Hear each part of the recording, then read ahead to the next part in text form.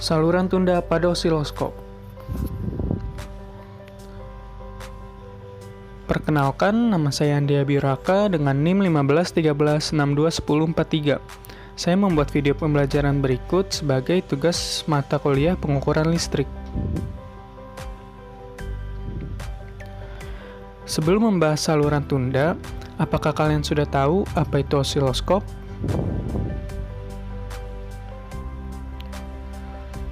Osiloskop sinar katoda atau Cathode Ray Oscilloscope atau CRO adalah instrumen laboratorium yang sangat bermanfaat dan terandalkan yang digunakan untuk pengukuran dan analisa bentuk-bentuk gelombang dan gejala lain dalam rangkaian elektronik.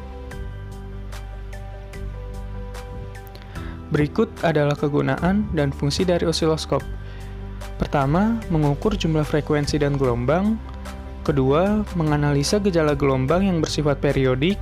Yang ketiga, untuk mengetahui bentuk gelombang dari suatu tegangan. Keempat, menganalisa gelombang dan fenomena lain dalam sebuah rangkaian elektronika. Yang kelima, untuk melihat dan membaca amplitudo, periode, dan frekuensi dari sinyal yang tidak diketahui. Nah, setelah mengetahui pengertian singkat dan fungsi dari osiloskop, selanjutnya kita bahas saluran tunda atau delay line. Apa itu saluran tunda?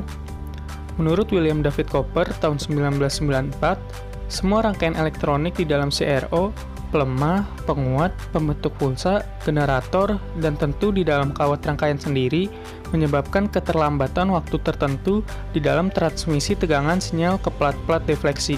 Hampir semua keterlambatan terjadi di dalam rangkaian-rangkaian yang melakukan pemindahan, pembekuan, dan pembangkitan. Fungsi dari saluran tunda vertikal, kita melihat bahwa pada gambar 9.22, saluran tunda sebesar 200 ns telah ditambahkan ke saluran vertikal, sehingga tegangan sinyal ke plat-plat CRT terlambat sebesar 200 ns, dan penyapuan horizontal dimulai sebelum defleksi vertikal.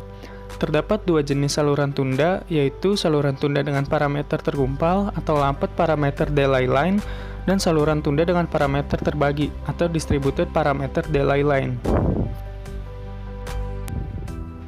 Saluran tunda dengan parameter tergumpal atau lampat parameter delay line terdiri dari sejumlah jaringan simetri IC bertingkat sebagaimana disebut bagian berbentuk T atau T-section dari gambar 9-23. Jika bentuk T berakhir pada impedansi karakteristiknya ZO, maka menurut definisi, impedansi dengan melihat kembali ke terminal masukan juga adalah ZO. Batas atas dari pita pelewat disebut frekuensi pemutus dari filter yang diperoleh FC sama dengan 1 per Pi akar LC.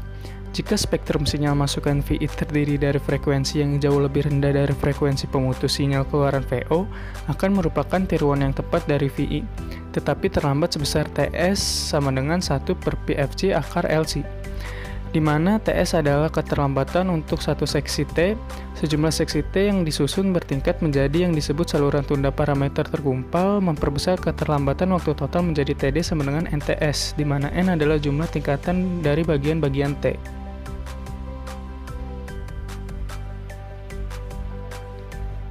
Dikarenakan frekuensi pemutus dari saluran tunda parameter tergumpal yang tajam, amplitudo dan distorsi fase menjadi satu masalah bila frekuensi sinyal masukan bertambah. Sebagai contoh, pemberian masukan tegangan yang mengandung komponen-komponen frekuensi tinggi menyebabkan distorsi pada respon transien tegangan keluaran dalam bentuk lonjakan atau overshoot dan bentuk cincin atau ringing seperti ditunjukkan pada gambar 9-24. Oleh karena itu, penting untuk menyesuaikan saluran tunda sedekat mungkin ke impedansi karakteristiknya ZO pada ujung masukan maupun keluaran untuk mengoptimumkan kesetimbangan antara amplitudo dan distorsi fase dan dalam mendapatkan respon transien yang lebih baik.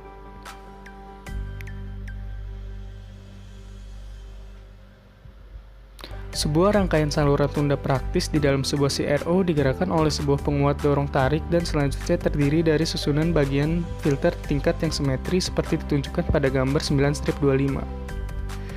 Saluran tunda dengan parameter terbagi atau distributed parameter delay line terdiri dari kabel koaksial yang dibuat secara khusus dengan nilai induktansi yang tinggi setiap satuan panjang.